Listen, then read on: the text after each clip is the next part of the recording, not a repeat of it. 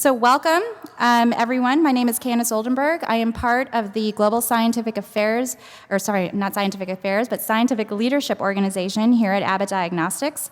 And I have the pleasure to moderate this industry-sponsored workshop titled Utilization of Sigma Metrics to Innovate Quality, Efficiency, and Value in Healthy Laboratories.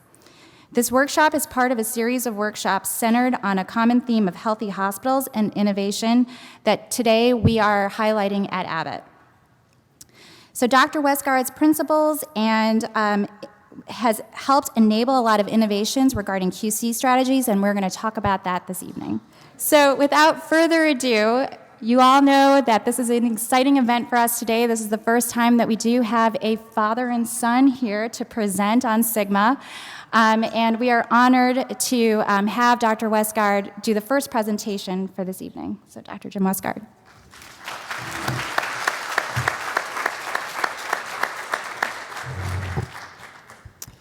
Thank you. It's a pleasure to be here, particularly to share the stage with Sten.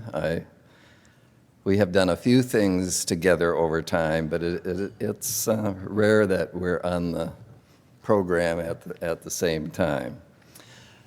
I have to get to this disclosure statement, and I want to point out that this has to be consistent with all applicable FDA requirements.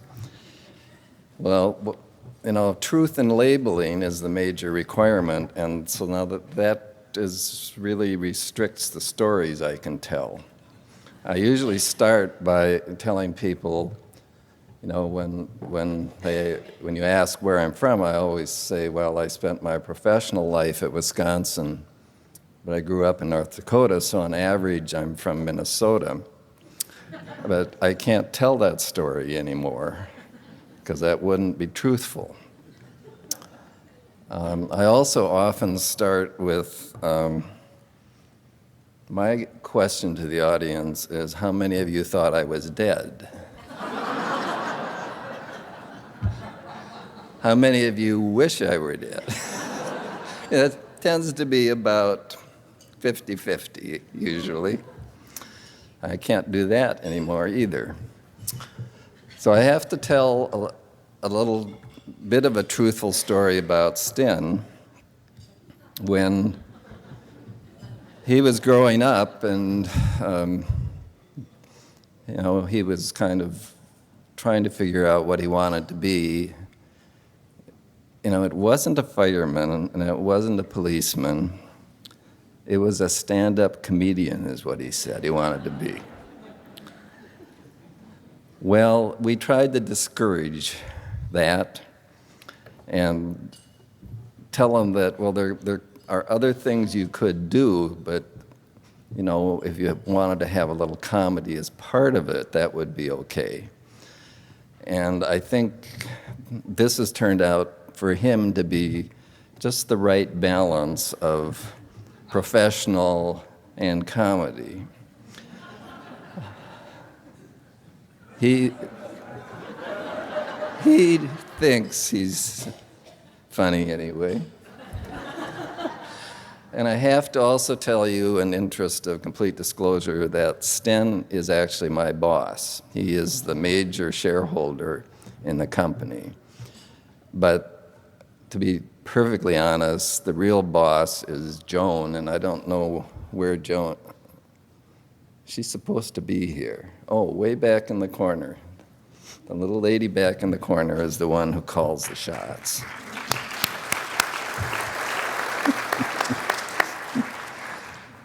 And I have to also give credit for Sten's development as a speaker. You know, we did a lot of quality control workshops in Madison.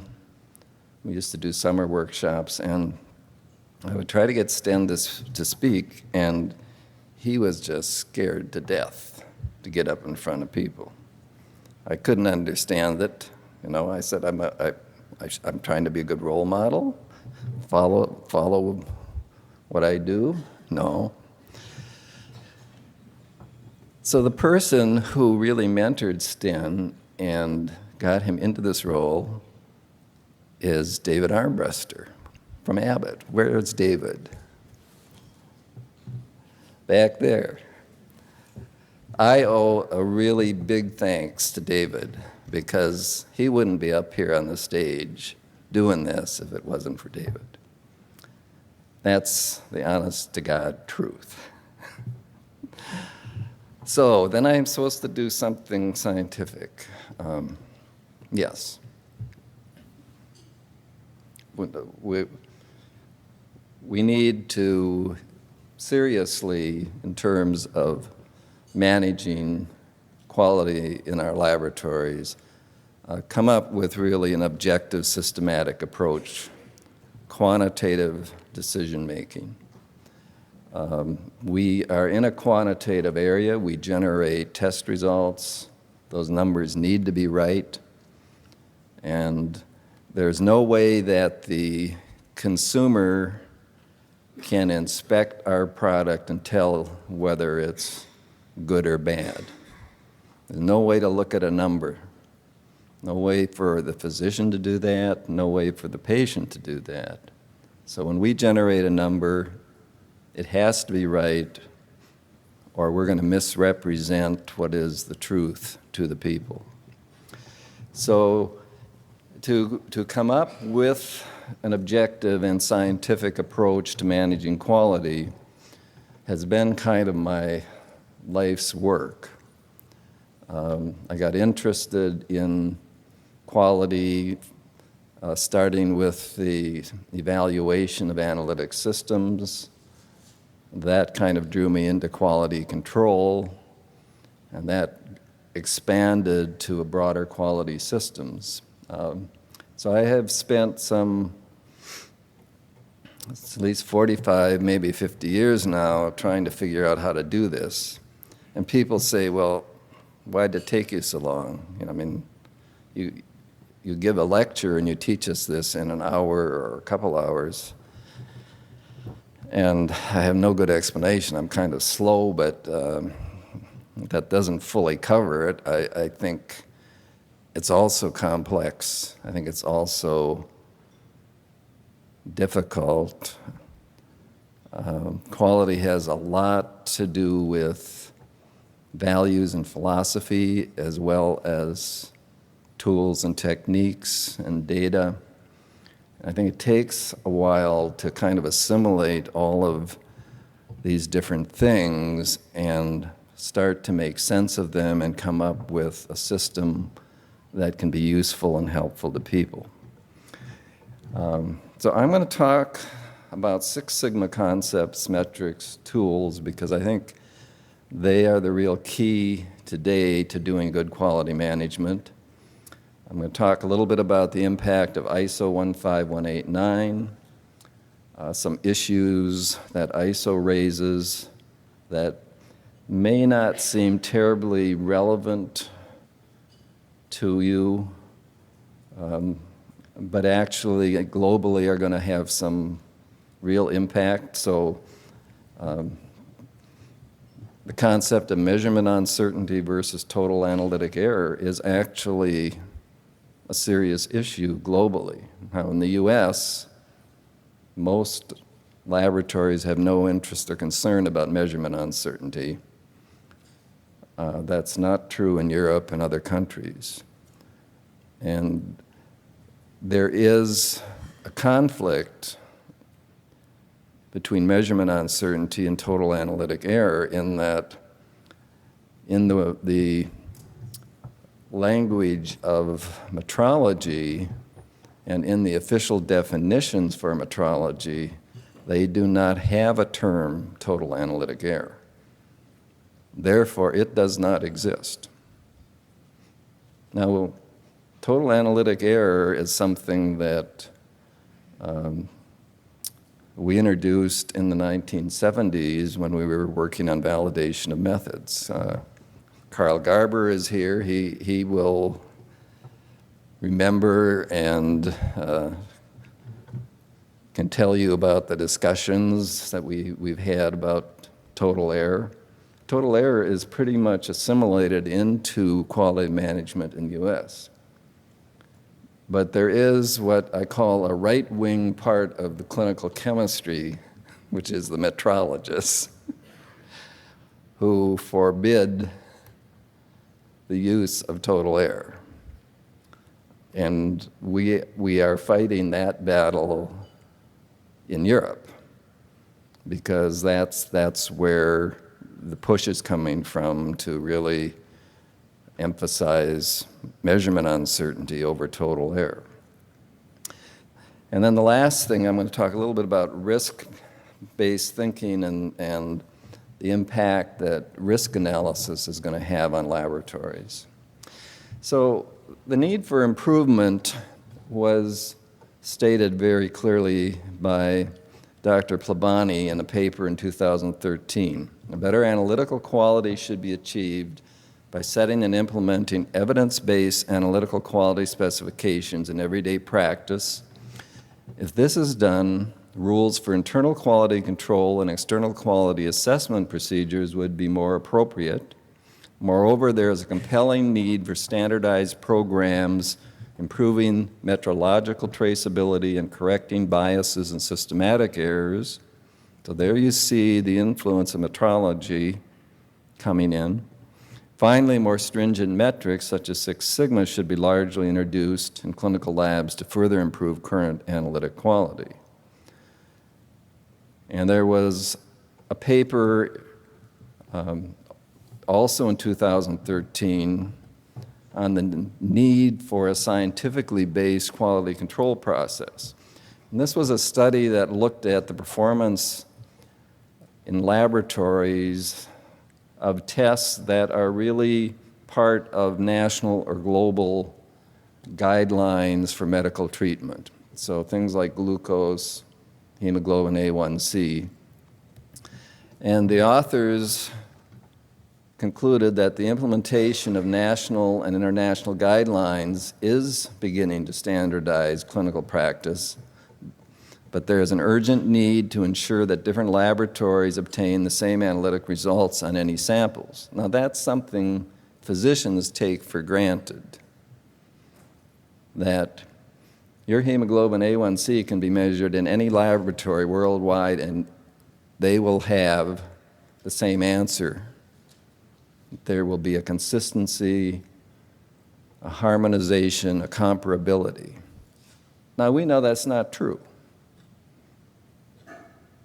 But the people who are our customers don't know that. And so the burden falls on us to actually implement a quality system where we will achieve those ends.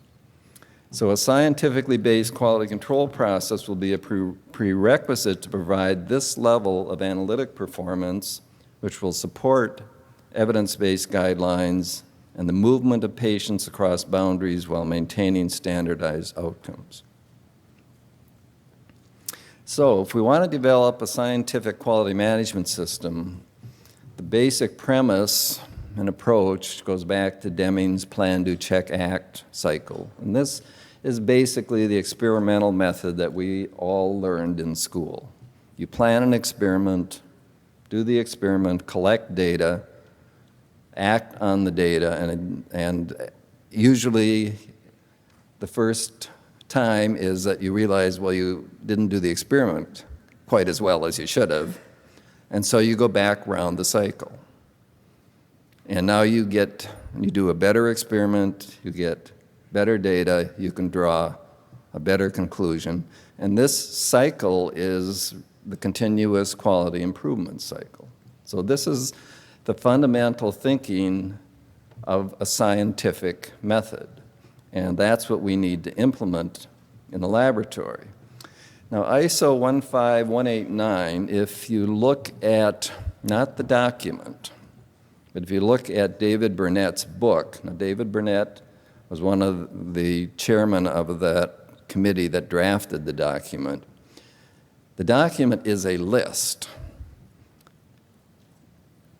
And he tried to change that in the drafting of the document, but ISO guidelines can only do so much to make them understandable. And you can't necessarily put them into language and pictures that make it easy to understand. But in his book, he draws up ISO 1589 as a plan, do, check, act cycle. And that's the way he views it.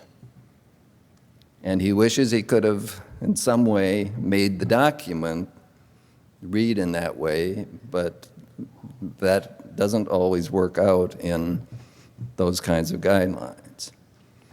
Our Six Sigma quality management model is a plan, do, check, act model. It starts with defining goals for quality, selecting methods, evaluating methods, implementing the method, formulating your quality control strategy, selecting rules, numbers of control measurements, developing the QC plan, implementing the plan, and then at the bottom here, step 9, verify attainment of intended quality. That's what ISO says quality control is supposed to do. It doesn't say quality control is about running controls. It says quality control is about designing a procedure or system that will verify the achievement or attainment of intended quality. So intended quality is really an important concept, and it goes back right to the top, defining quality goals. Then you have to monitor that quality system. So this is the plan steps. These are the do steps. This is the check, and this is the act. So this is plan, do, check, act model with a little more detail built around the Six Sigma concepts and tools. ISO says when they talk about the selection validation of methods, laboratories shall select examination procedures. Now, in the US, we don't talk examination procedures, we tend to say methods. But this is a more broadly applicable term for a diagnostic process, any type of an examination. So as you get into the ISO documents, they have their own language, and you kind of have to adapt to that at some point. The specified requirements, which are performance specifications for each examination procedure, shall relate to the intended use of that examination. And then when you get to quality control, it says the laboratory shall design quality control procedures that verify the attainment of intended quality of results. Now, ISO has what they call high-level requirements. Here's what you should accomplish. They don't pretend to tell you how to do it. How to do it, that's up to you. These are kind of like the commandments of here's what you should do, but you're left with the reality of how do you implement and apply. So a key thing in quality management is what are our goals and specifications? It's the starting point. What is the intended use? If you don't define intended use, then pretty much what you're doing is just watching whatever quality you have. I wouldn't necessarily call it managing. I mean, you've got a certain quality. You don't necessarily know whether it's good or bad. We run controls so that hopefully it won't get worse. But it's not an objective way of managing quality.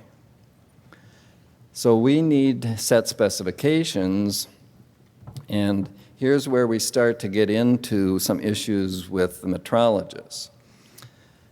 Accuracy is defined as the closeness of agreement between a test result and an accepted reference value. Note the term accuracy, when applied to a set of test results, involves a combination of random components, imprecision, and a common systematic error or bias component. So this is the definition of accuracy, and this is accepted in metrology.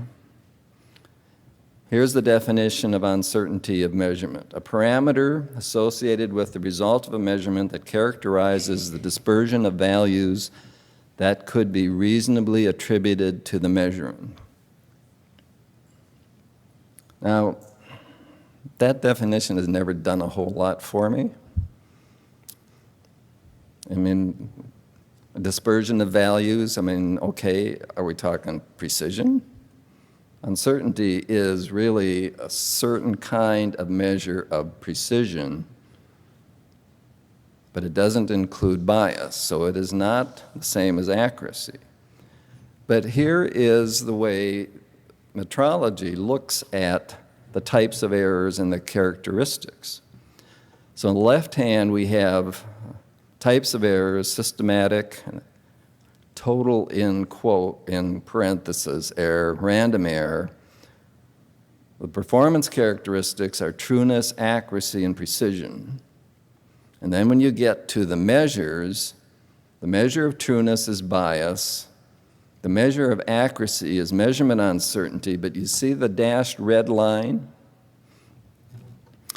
The dotted line from bias to measurement uncertainty is to indicate that if bias can be estimated, it should be eliminated. So you shouldn't have bias. And therefore, measurement uncertainty, which is really a function of the random error or imprecision of all of your components, is the measure of accuracy, although accuracy is supposed to take into account the effect of bias. So herein is the argument that we have between total error and measurement uncertainty. In my mind, you have to have total error as a measure because bias exists. Now, I think it's unfortunate that bias exists. I would like for it to go away. Everyone would like for it to be eliminated. And that essentially is one of the assumptions of measurement uncertainty. But it exists. Here is the results for a 2016 hemoglobin A1C survey. There are 24 method subgroups, so each point represents a method subgroup. On the y-axis, you have the bias that was observed for the subgroup. So the middle of the y-axis is the zero line. This is positive bias, this is negative bias. So this point out here has both large imprecision and large bias. But all these points, because they don't fall on this line here, indicate there is some bias with all 24 of those measurement subgroups. Now, these are all methods that are certified as equivalent by NGSP. Okay? So these are standardized, certified as equivalent methods, but they have biases. I mean, I don't know how else to explain the data. Biases still exist.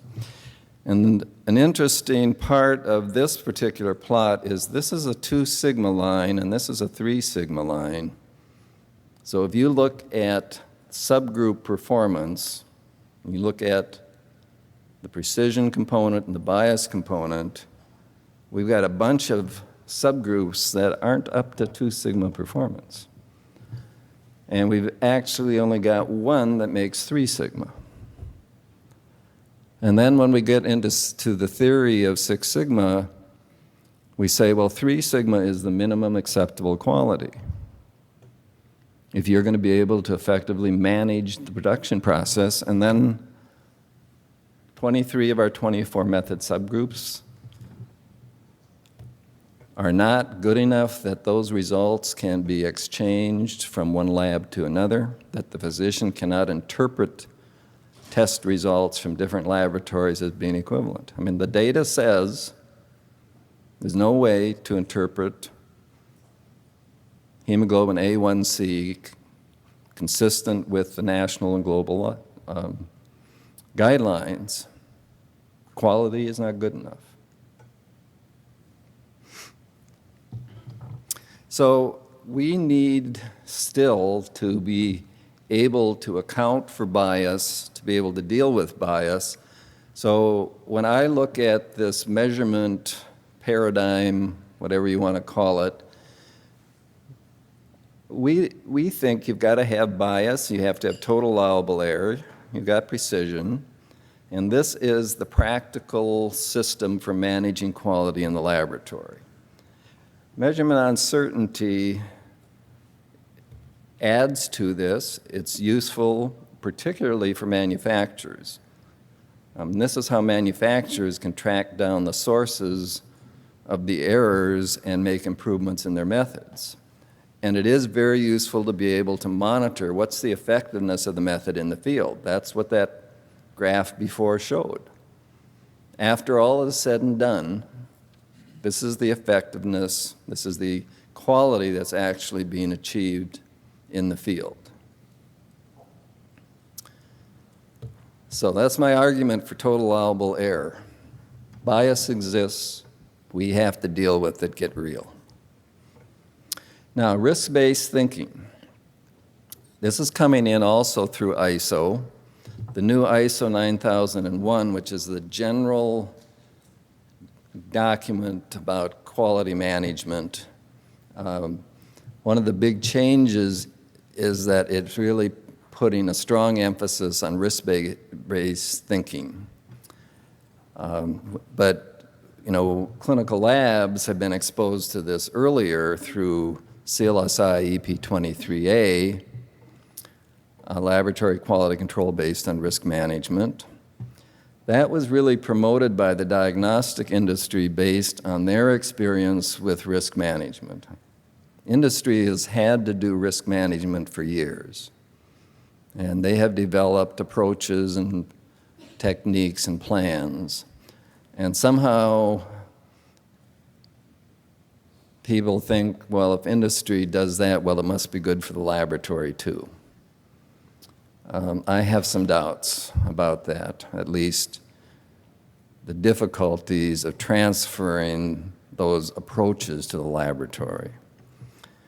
And the recent guideline that we're dealing with from CMS CDC is developing an IQCP step-by-step guide, came out towards the end of last year. So risk-based thinking, like it or not, is part of what we have to do in managing quality in laboratories these days. Well, interesting, the best single predictor of risk is sigma. I mean, sigma is inherently risk-oriented. It compares observed performance to tolerance limits or quality requirements and tells you how much of your distribution is within those requirements and how much would be outside. Well, what's outside the requirements are defects. And so you'd like to have a process that performs very well and the distribution of test results that you could report are within the tolerance limits. So sigma gives us a risk parameter, and we use it all the time in the planning of statistical quality control, in the judging the acceptability of methods. So we really do have some ways to manage risk that are practical and useful. Now, the new era of quality control plans began in January of this year. And individualized quality control plans assume that you do some kind of a risk assessment. And that is one way to satisfy CLIA.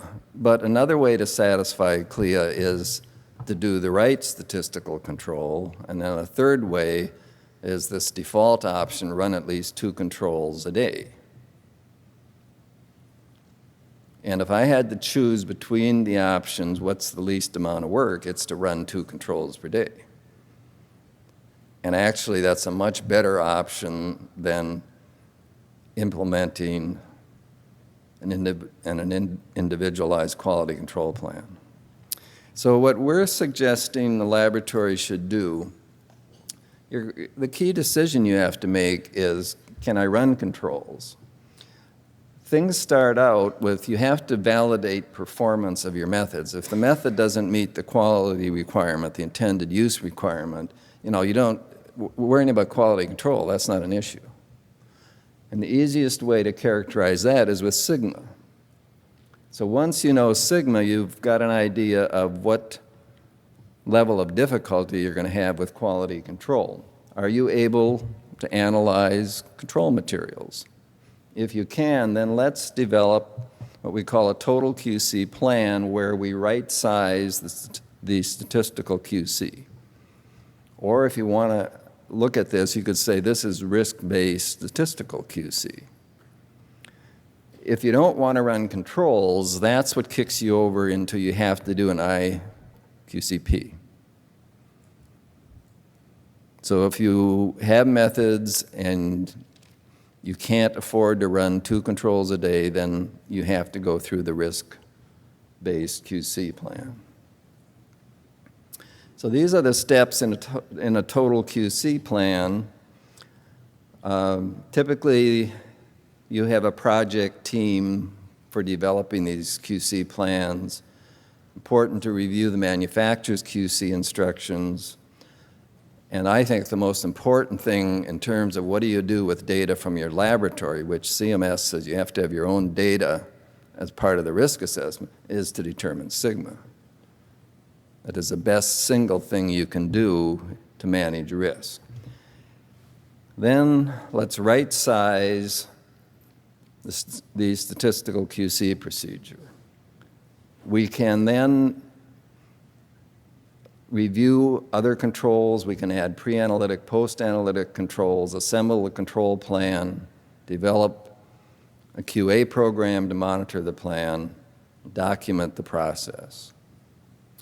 What I want to show you is some simple ways that you can design quality control. So just remember our objective, and this is using ISO, and why are we doing risk stuff? Because it's coming from ISO. So even though you don't have to deal with ISO in the US, the concepts are creeping in.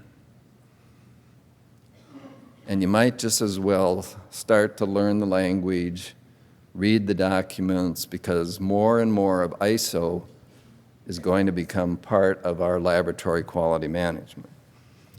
The laboratory shall design quality control procedures that verify attainment of intended use. So we have to define the quality, and then we should select control procedures that it can verify the attainment of that quality. And over the years, there have been a number of different planning tools that we've developed. There's something that's called the Sigma QC selection tool. That was part of the CLSI C24A3 version. There is a new version of C24 that's supposed to be published in September, and it does not include that tool. So you can find it on our website in our training materials. There are charts of operating specifications. Again, they're available on the website and our training materials. And then there is a new graphic tool that we've described as Westgard Sigma rules. And I want to show you how that works, because I think this is the simplest way to get started. So here is what looks like Westgard rules, right?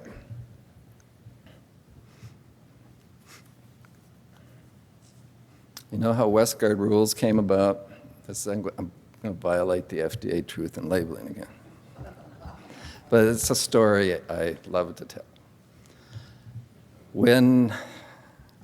I could tell this on STEM, but I'll tell it on my daughter instead. When she was in her teenage years, she liked to party. And trying to exercise a little fatherly advice, I told her, if you're out once after 3, twice after 2, 4 times after 1, you're in big trouble. And that's the origin of Westgard rules. So this is a diagram, once after 3, twice after 2, so forth. What's different on this diagram is at the bottom of it, we put a sigma scale. And what we're trying to do is relate the rules and the number of control measurements to the sigma quality that you achieve. So if you've got a method and you know it's 5 sigma, you can look at this and just see the rules. So let's just, if it's 6 sigma, you just need 1,3s with an n of 2. If it's 5 sigma, well, then it would be best to use this combination with an n of 2. When you get down to,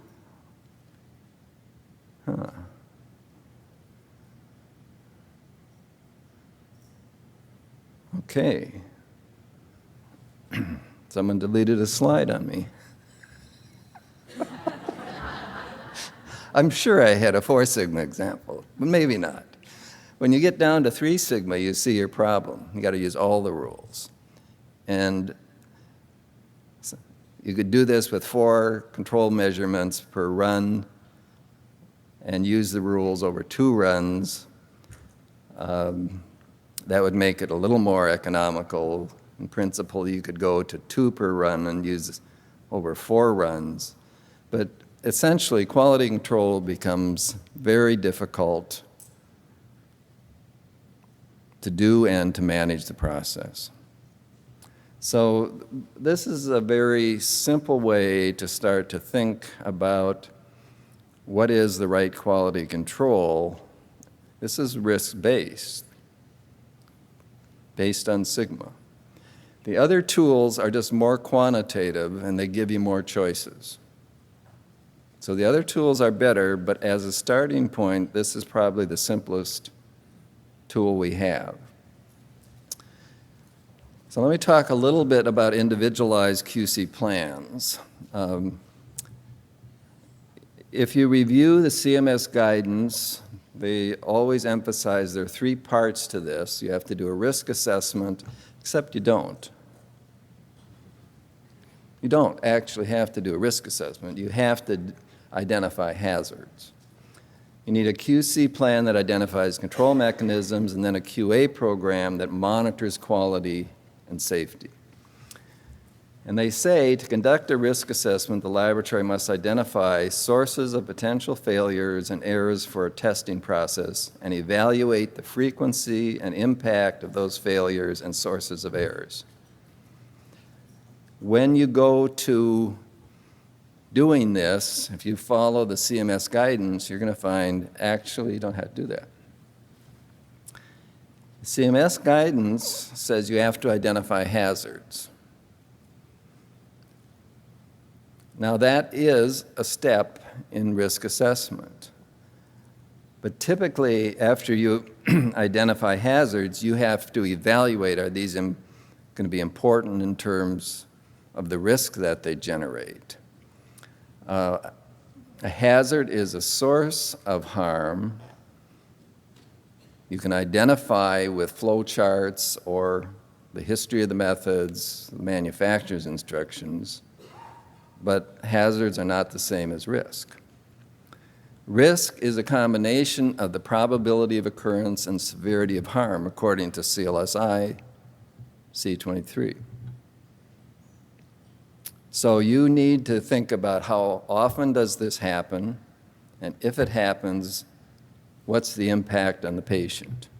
And actually, that model is too simple. The industrial models also take into account detection. They are always 3-factor models. So you take into account, well, if it occurs, what's my ability to detect it? If I can detect it, then I can take corrective action. And think about this, we're developing quality control plans, so you would think detection is the key variable that or factor you want to take into account, and yet the CLSI document does not do that, does not take detection into account. This is the difficulty of risk assessment. We simplify the models, and they no longer deal with the issues that we're supposed to be focusing on. Now, we have developed a qualitative risk model, a three-factor model, and this is in our fourth edition of Basic QC Practices, which was published last Friday. Last Friday it was published. And I'm really happy because I've been waiting on this. So there are ways that you could do an actual risk assessment, and you could simplify the process. And we think part of that is, in terms of evaluating these factors, let's not try to use too big a scale. Let's just deal with three classes in the scale. So severity, very low, moderate, high. Occurrence happens to very few patients, some patients, many patients. Detection, very low, moderate, or very high. So here's where our quality control comes in. And then you calculate risk. So if something was moderate and affect some patients and you had moderate error detection, you'd have 1 times 1, 2 minus 1. You'd have a risk of 1. Now you have to do this subtraction here because what you ideally would like is high error detection. So high here is the best case, whereas low in these two are the best case. So that's the reason for this 2 minus detection. But this is a very simple risk assessment approach. The numbers will range from 0 to 8, and we think anytime you have a risk of 2 or higher, you should do something about it. It should have high enough priority that you should be looking at what's the cause. If you can't eliminate the cause, then how do you mitigate the effect? How do you control the effect? The scales that are recommended in CLSI EP23, I think, are 0 to 5. And it's typical in industry to use 0 to 10. And it is really, I think, difficult when you're doing qualitative assessment. How often might this happen? If it does happen, how severe is it? If it does happen, can I detect it? And in many cases, we don't have quantitative information on any of those factors. We could have quantitative information on detection.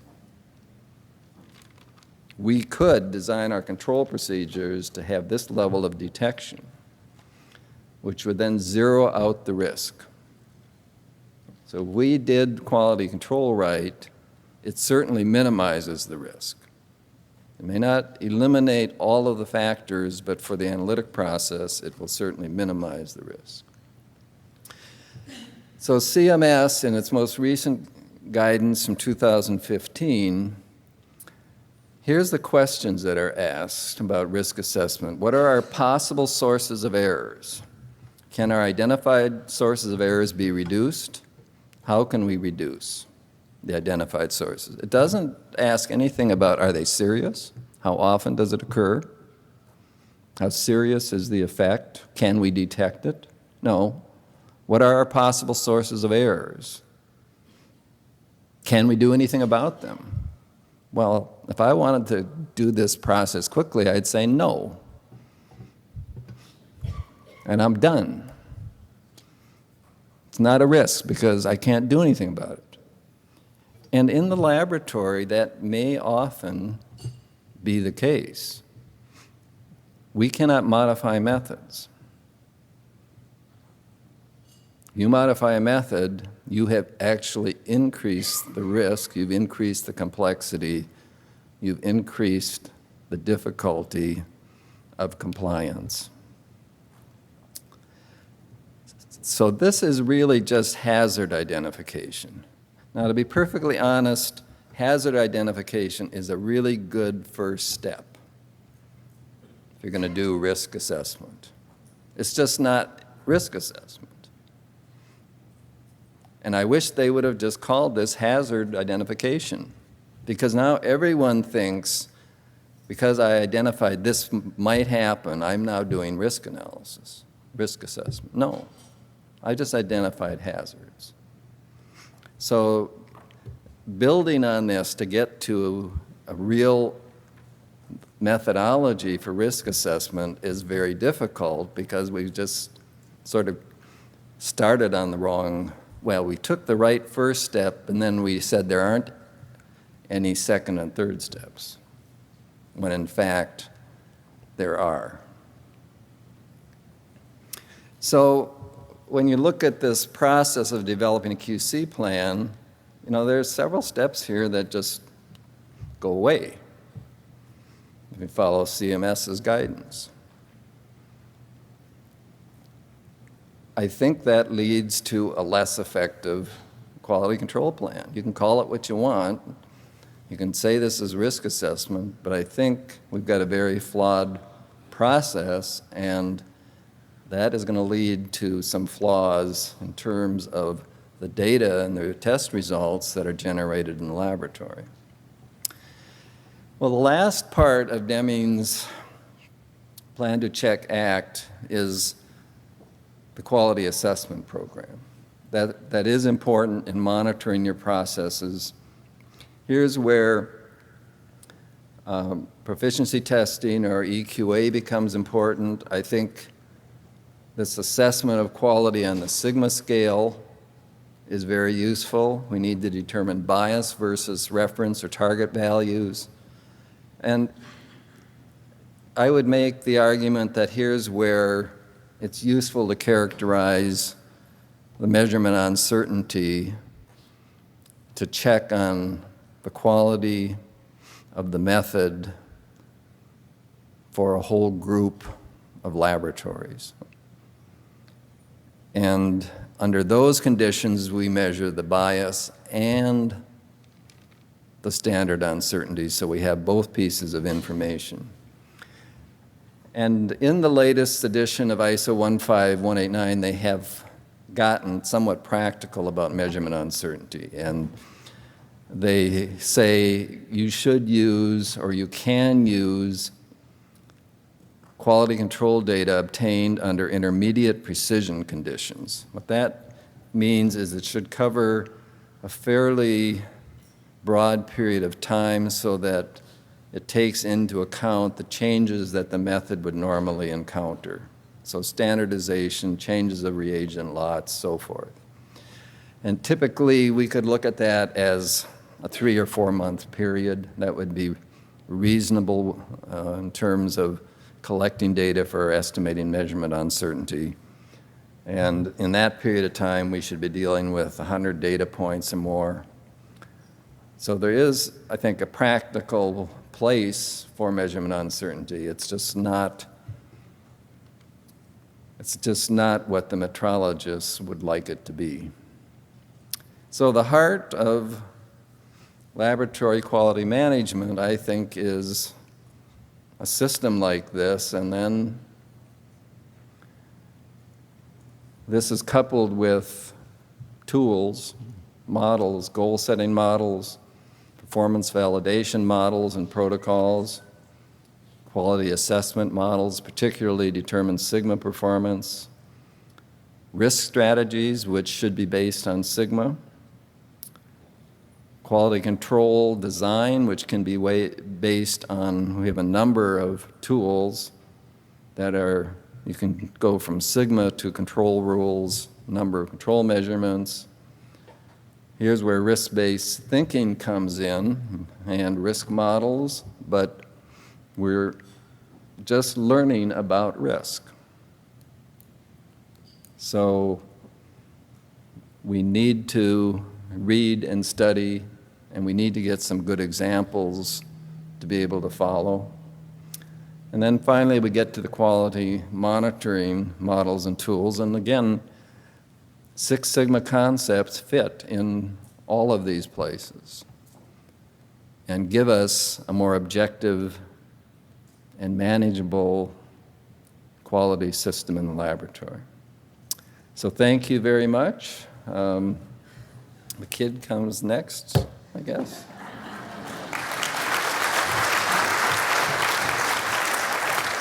Okay. Now, Candace was supposed to introduce me next, but I feel like the damage is already done. And there's nothing she can do to really resurrect my image at this point. You understand now why I don't like to present with my father. Not only does he go long on his allotted time, but it's always interesting to have a professional career where no matter how long you've been doing what you're doing, it's still possible to be embarrassed by your father. And that there's no story of your childhood that will go unexploited for humor. Of course, I am very blessed to be my father's son. I am very lucky.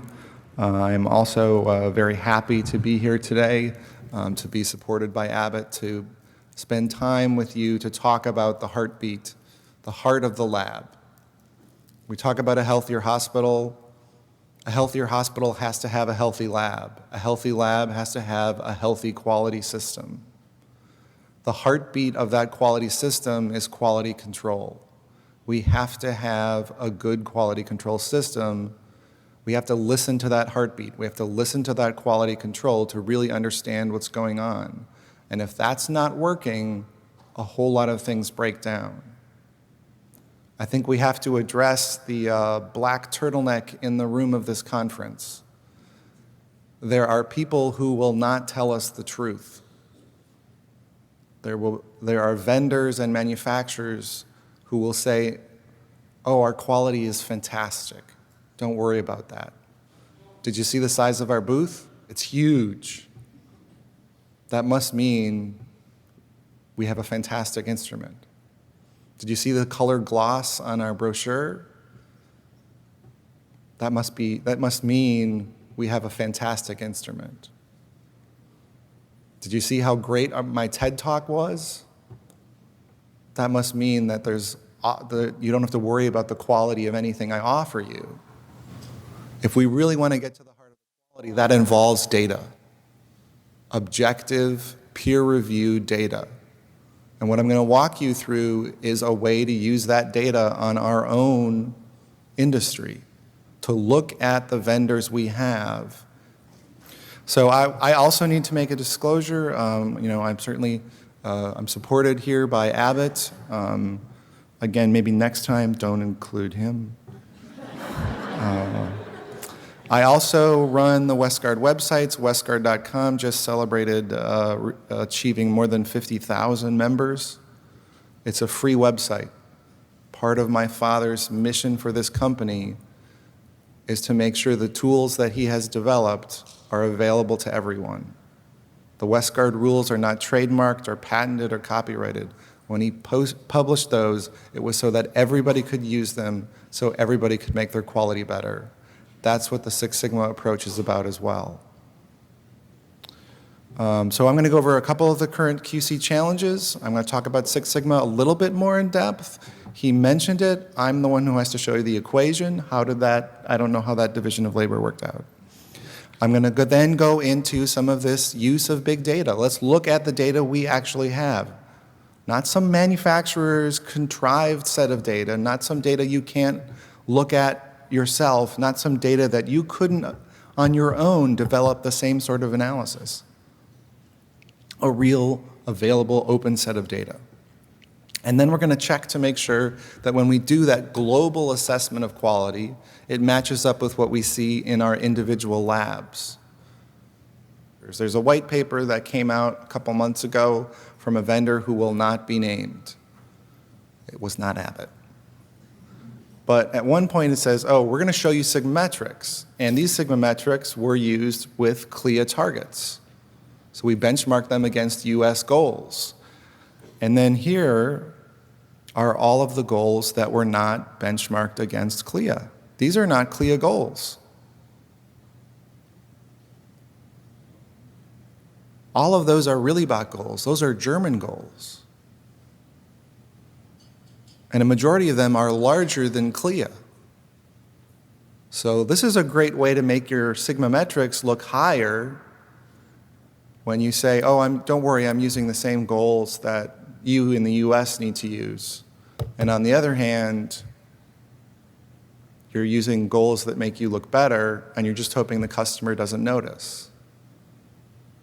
This is something that should be retracted. It should be withdrawn. Even though it's just a white paper, there's a manufacturer who either they made a really bad mistake by not checking their own data, or they were intentionally misleading you. We have to be sure that even when we use tools like Sigma Metrics, we have access to be able to objectively analyze what was provided to us to make sure the manufacturer was not misleading us.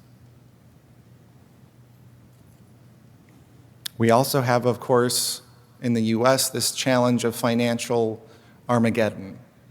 The Affordable Care Act is destroying us. The dollar that we get today in 8 years is only going to be 47 cents. So if we have a manufacturer who's telling us, oh, don't worry, you're going to get high quality, and in fact we're not, we're going to get poor quality methods that are going to cost us more in time, money, and resources, we can't survive that way. We need to have a partner who tells us the truth, who delivers us the quality that we need. This is how we use the Sigma metric approach. It allows us to objectively benchmark the quality that's being offered to us.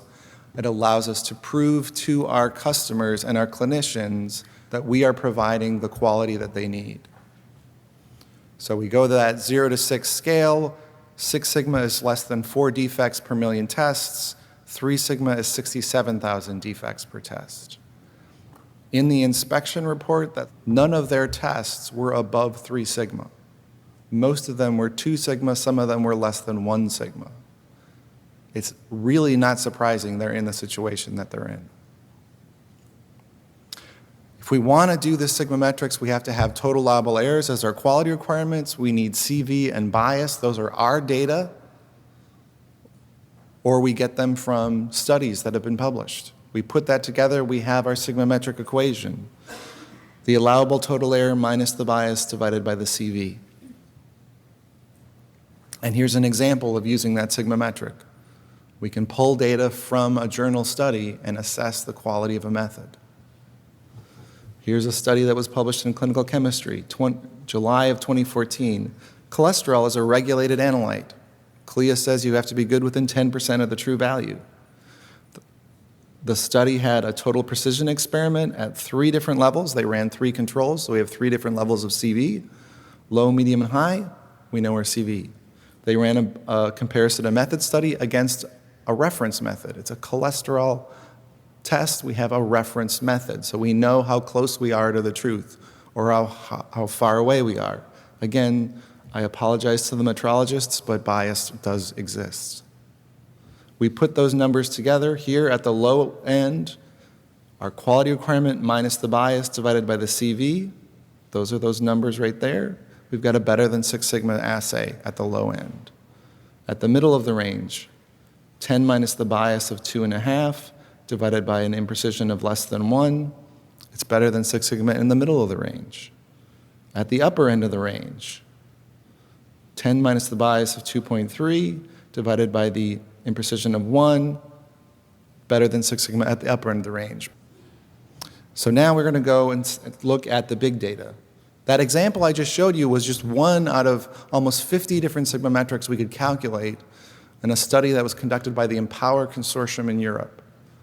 They spent nearly $100,000 to conduct a head-to-head comparison, like a Consumer Reports, on 8 chemistry tests across the 6 major manufacturers of diagnostic equipment.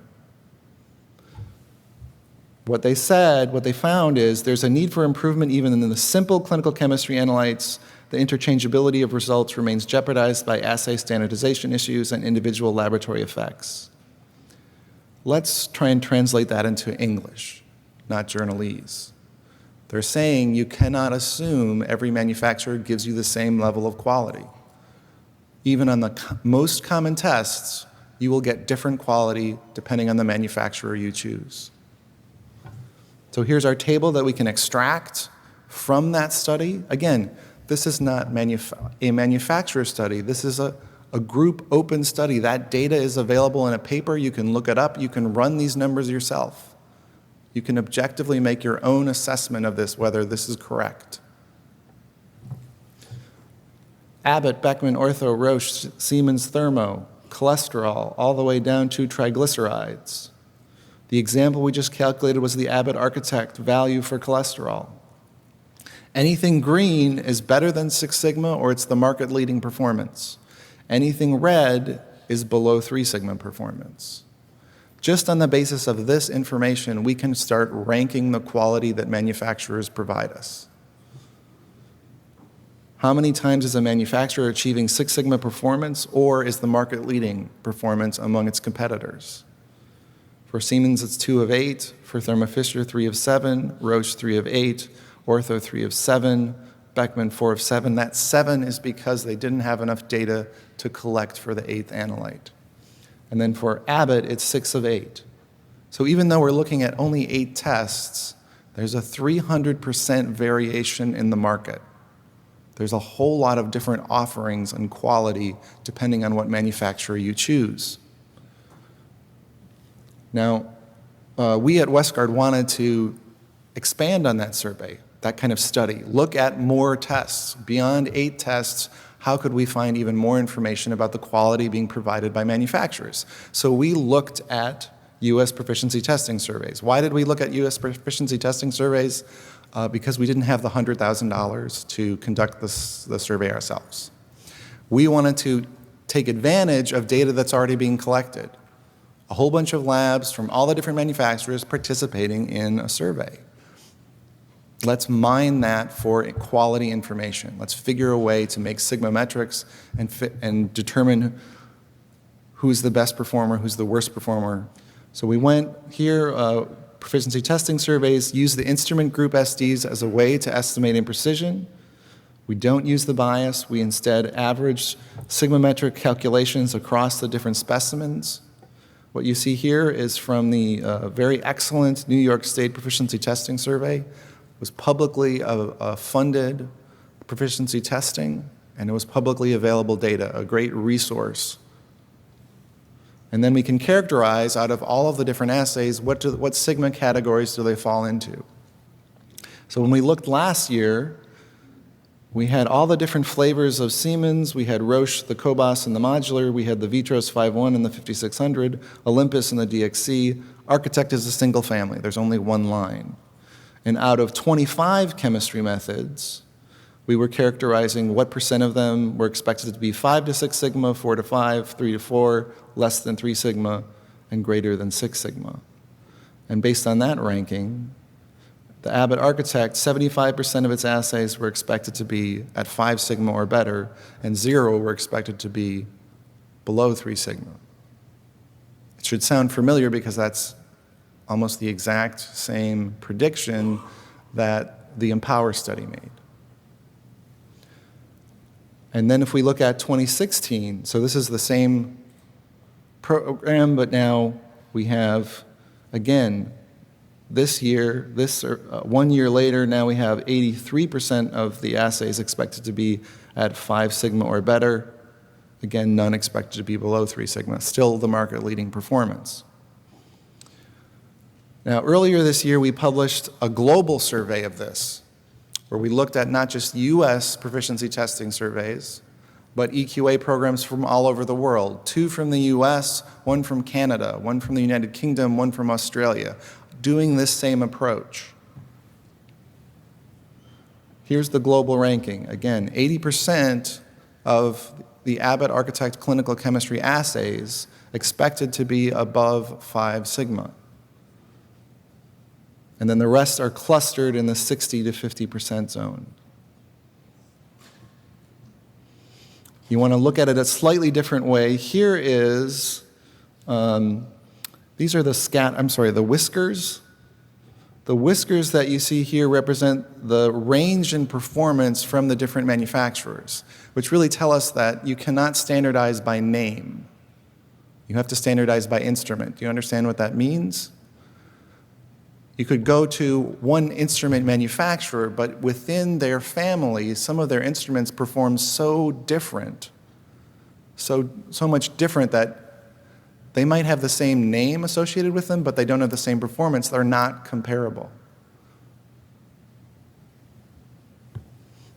Now, here is the UK NEQUIS. This was part of that study that we published in the global survey. So here we have 78.26% of the assays that we looked at between 18 to 22 chemistry methods. The market-leading performance was the Architect. Now, here is the 2016. It might look like I didn't change the slide, but it is the exact same performance. The Architect is the steadiest, same number, same percentage of assays expected to be above 5 sigma. Now, there's an unambiguous signal coming from our global data. Does that show up when we look at individual labs? So here's where we start looking at what we call the Sigma verification program. We started in 2014 with 3 labs where we monitored their Sigma metrics. We expanded in 2015 to a little bit, about 10. And then this year we're expanding beyond Southeast Asia to China, to Saudi Arabia, to Russia. And between this, we have 5 different countries. We have 10 healthcare systems, 11 laboratories, 17 different Architect instruments, 250 assays where we know the Sigma metrics. We're tracking them across the world. This is the difference. This is the percent of these labs that are able to achieve 6 sigma. And how that matches up is, if you see here on the left, this is what the CAP and API were predicting were going to be above 6 sigma. 1, 2, 3, 4, 5, 6, 7, 8, 9, 10, 11 assays. 16 assays are actual out of all of those Sigma VP labs. 16 of them are actually able to hit 6 sigma. So 70% or more of those labs within our VP program are able to hit 6 sigma. So in other words, the global prediction out of the EQA program, it is fulfilled and exceeded.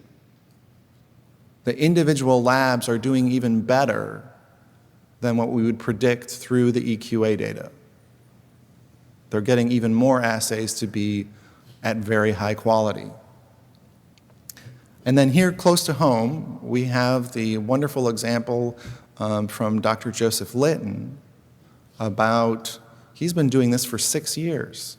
He was, in fact, one of the first people to take EQA and proficiency testing data and use it to make estimates of Sigma performance. It was something we had published in 2005, but we had never really seriously tackled it. He did. Dr. Joseph Litton did. He did it before we did. He did it before any manufacturer did.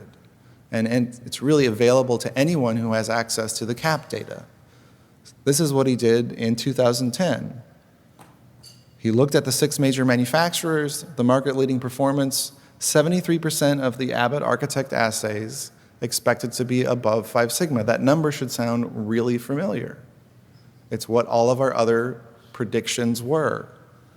And then in 2013, he looked again, 76% of the Abbott Architect assays expected to be above 5 sigma. Still none expected to be below 3 sigma. Year after year, the market-leading performance is consistent. Here's the 2015 survey. Again, Abbott Architect, 75% of its assays expected to be above 5 sigma, none expected to be below 3 sigma. What does his individual lab say? We're going to use a bullseye chart. This is the method decision chart. Another tool. Now, again, how did I end up being the one who has to introduce the tool? Okay. Imprecision is your x-axis, bias is your y-axis, your CV and your bias are your xy coordinates. And then the diagonal lines here are sigma zones. So now you have a visual bullseye. This is the heart of your bullseye. This is the rest of the rings of your target right here. Six Sigma performance is here, 5 Sigma excellent, 4 Sigma good, 3 Sigma marginal, 2 Sigma poor, less than 2 Sigma unacceptable. And the closer you get to that bullseye, the fewer defects you have, the more efficient it is for you to run, the more confident you are that you're delivering the right result to your clinicians. You're in the bullseye, you don't need to wear a black turtleneck, you don't need to have a good TED Talk, you don't need to have any kind of marketing or hype. You are telling the truth, you are delivering quality. But as you have more imprecision, as you have more bias, you're going to have more defects, you're going to be adding more noise to the patient's signal, and once you get out to the outer reach there, the upper right, you are confusing clinicians. You are not helping them confirm any diagnoses. So given that, this is the performance that Dr. Litton in his hospital actually sees. 30 assays, 28 of them, 28 out of 30 clinical chemistry assays, 5 Sigma and better. Only 2 assays that are below 4 Sigma but above 3 Sigma. That was his 2010 data. This is his data just from a couple months ago.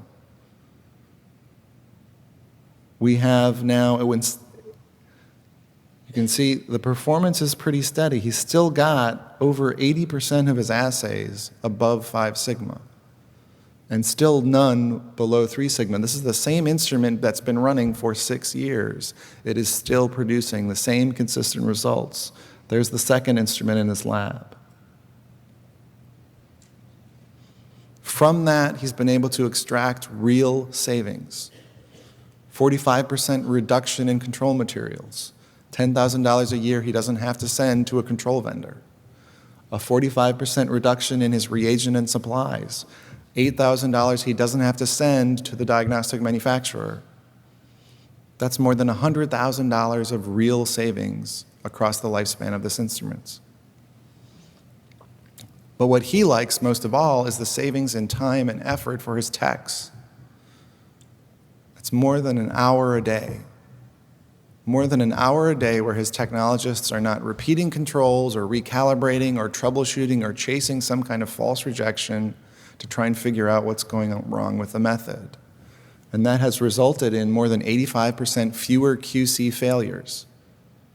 By changing how he does his QC design, using those Westgard Sigma rules, you redesign how you do QC to take advantage of high quality, you will dramatically reduce the QC failures that you see.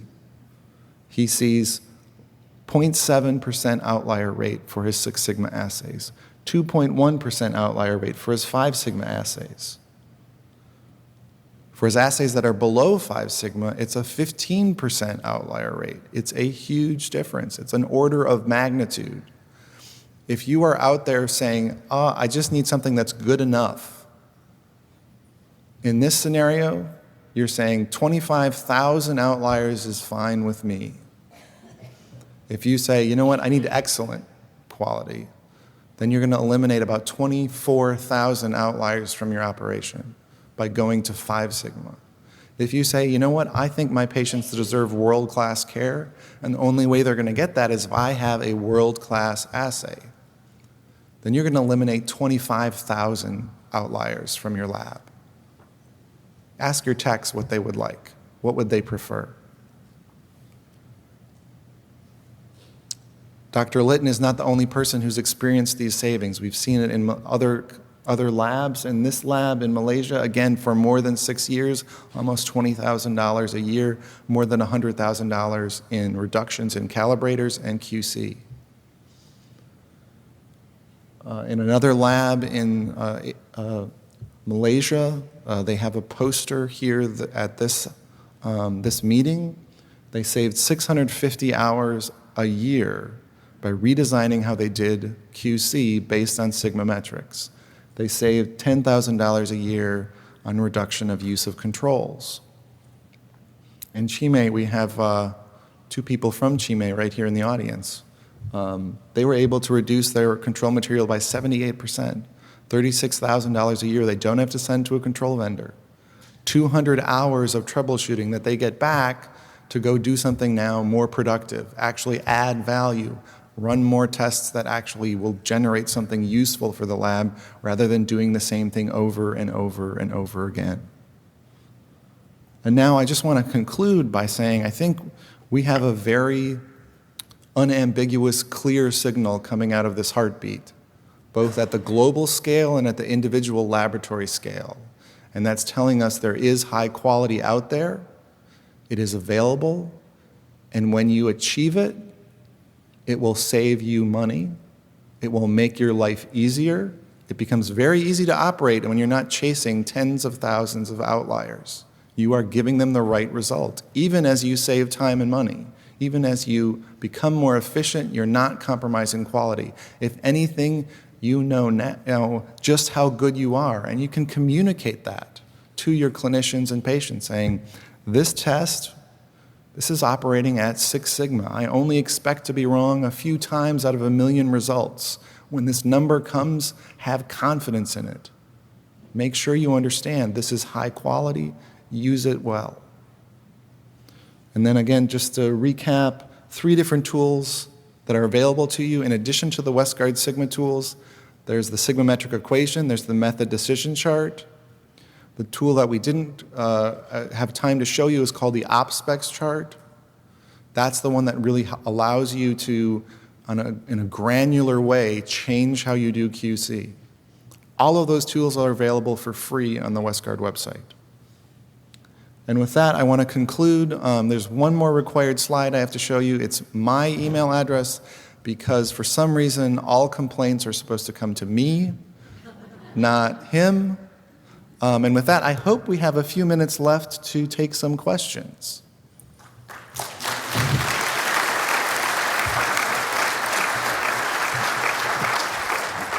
There's 2 microphones located on either end of the room. If anybody has any questions, please ask them. Stand up, stretch your legs.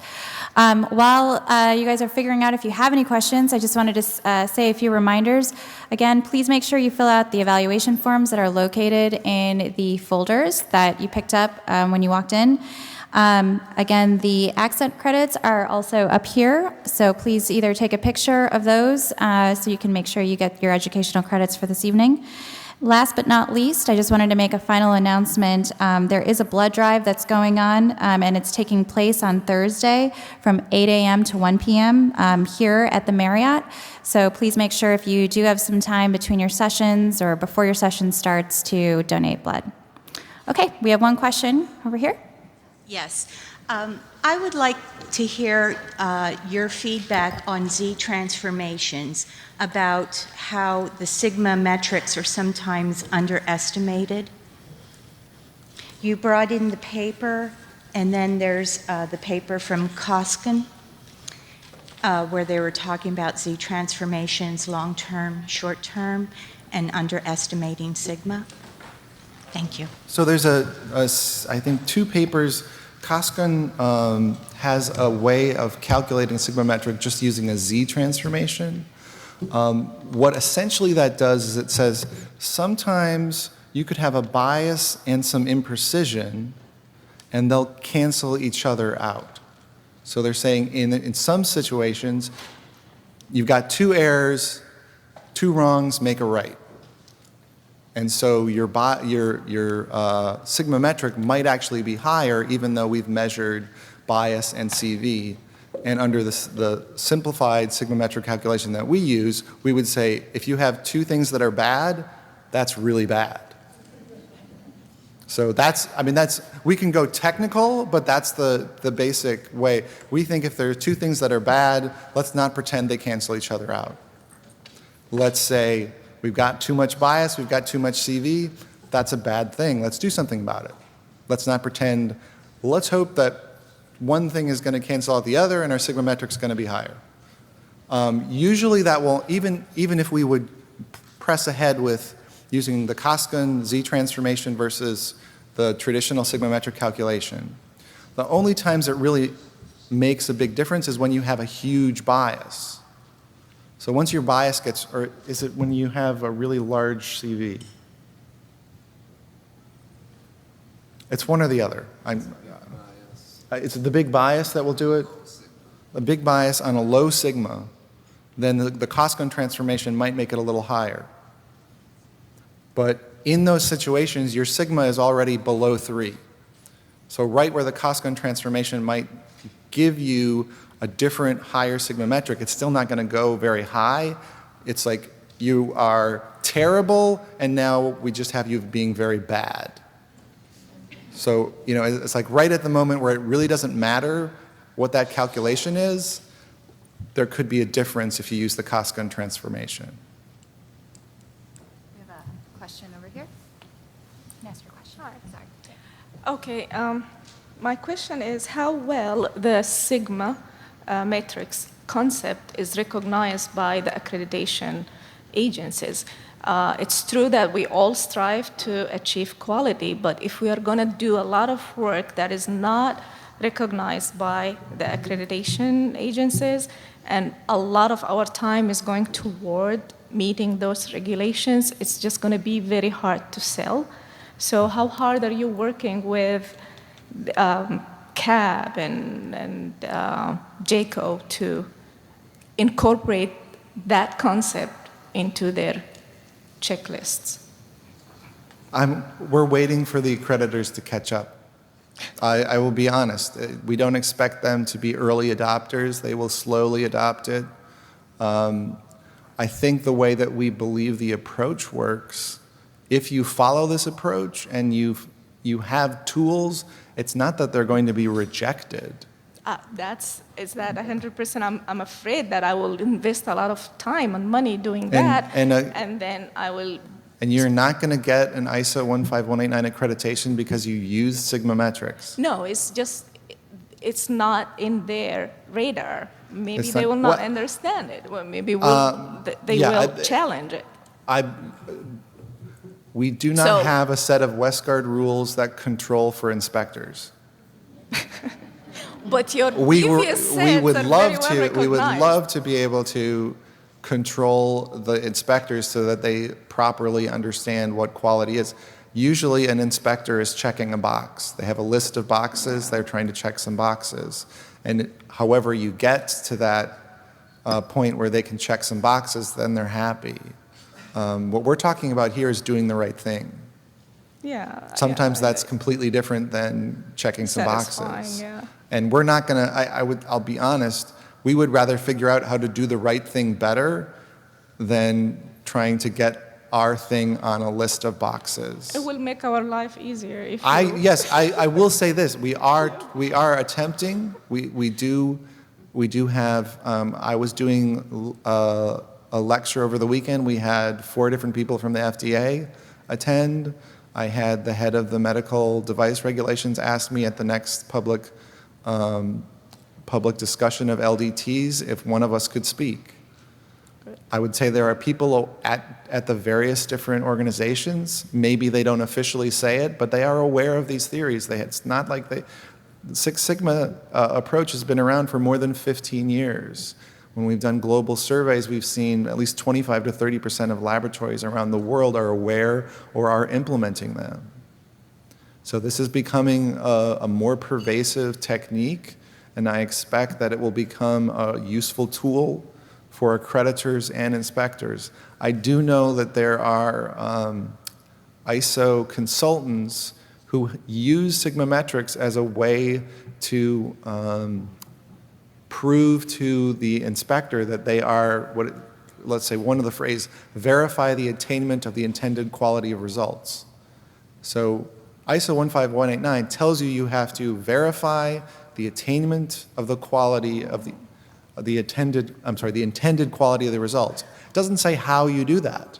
It doesn't tell you, these are the tools you need to do in order to fulfill that part, that provision of ISO 15189. So I know ISO consultants, they just say, plug in your Sigma metrics. We've done a comparison of the Six Sigma quality management approach. Approximately 40% of the ISO 15189 requirements can be fulfilled if you implement a Six Sigma quality management system. Great. Thank you. Appreciate it. Okay, we have time, just 3 quick questions. I know you guys are standing there. And then if anyone else has any other questions, please see Sten and Dr. Westgard outside. I just didn't want to hold you guys up for anything. Please also note that Sten is going to be at the Abbott booth tomorrow, as well as they have their own booth as well. So we'll just take these last 3 questions, try to make it quick so everyone can have their dinner. That's okay? All right. Oh yeah, my question is, how do you estimate the bias when you don't already have a reference method? Even when you put the CAP data, they're reporting the peer mean rather than like a reference method, like a trueness value. Like, how was that basically being evaluated? Right. Ideally, of course, we would strive to have our bias compared against a reference method or a reference material, because then we have a traceable bias. We know that this is how far away we are from the truth. There are only a handful of methods where we can do that. Mm-hmm. So pretty much we are stuck with making relative comparisons. For the studies, in general, what we were calculating, all the global studies, yeah. Because we knew the bias was unpredictable and it was inconsistent, there's no bias estimate in there at all. That's purely done by group SDs. So it's the estimate of the imprecision of the instrument is being used alone. We're not taking into account bias. In the individual laboratories, it tends to be that we were using the Biorad Unity program or some kind of peer group program. Mm-hmm. So they're being compared against their industry peer group mean, their mean versus that, and that's again, in some ways it's a relative bias, but it is also a relevant bias, because if you have a group of instruments, same instrument, same reagent lot, same control lot, and you find yourself, you have a big bias compared to that, you have a real problem. Okay. Yeah, I guess this probably follows up with another question, is when you actually evaluate the QC performance, like how do you sort of separate like the potential inconsistency of the QC material plus the inconsistency of the instrument measurement? Mm-hmm. Well, I know we have some control vendors in here who will tell you, oh no, don't worry about our controls. It's always the instrument's fault. We operate on that assumption. We operate on the assumption that when we're running controls, we see a problem, we blame the instrument. Now, the first line of technical support on the manufacturer side is to blame the control. One way to break that tie is to check your average of normals or run some patient samples. There are ways to prove whether or not a problem you see in a control is just a matrix issue versus a commutable real issue that you're going to see in patients as well. Okay. So it is possible to figure that out. Mm-hmm. Okay, thank you.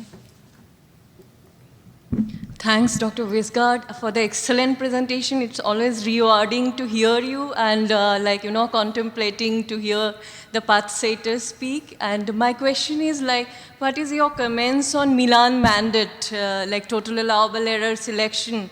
The 3 choices, if we see CLIA, if we follow it in US, but the same CLIA with same CV and same bias, if we go to the biological variation, minimum, desirable, and optimum, the same CLIA when it is giving sigma as 6 or more than 6 world class, and when we use biological variation optimum, it gives 2.67 or less than 3. So is it not the Theranos of sigma metrics? Say the last part again, Barnali. Suppose the cholesterol, so if we take CLIA, it will come 6.27 or 7. Or if we take the same CV and same bias, and we select the total allowable error based on biological variation optimum, it will come as 2.5 or 2.6. So, right. If we have different goals and some are smaller than others, we will get different sigma metrics. And there are a lot of different goals out there. One of the things we've been trying to do, for instance, with that whole Sigma VP program, is we standardize all of those labs, we benchmark them all against CLIA goals. And when CLIA is not available, then we start looking at RICOS goals or the CAP goals. And then we tell all the labs, this is how you're going to be benchmarked, this is how we're going to study you. So we don't feel our role is to tell everybody exactly which type of quality requirement to use. There's a whole set of resources available.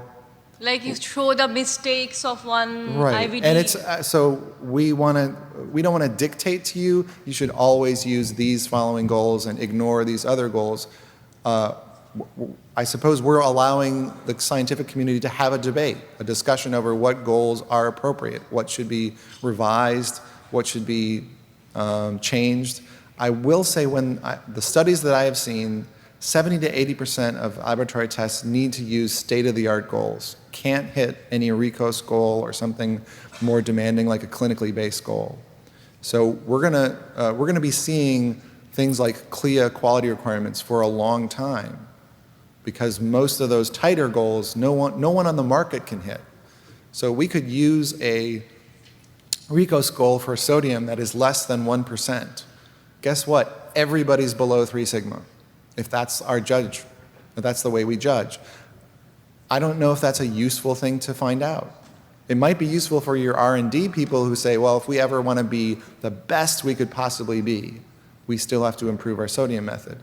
But for everybody who's operating a sodium method right now, it might be more practical to say, this is the goal that's challenging but not impossible. That's the one we should be applying. That's the one we should benchmark against. So I just wanted to conclude today's talk. So thank you very much, Dr. Westgard and Sten. Thank you guys for your participation. I hope you all have a great rest of your AACC time here in Philadelphia, and have a great night. Thank you.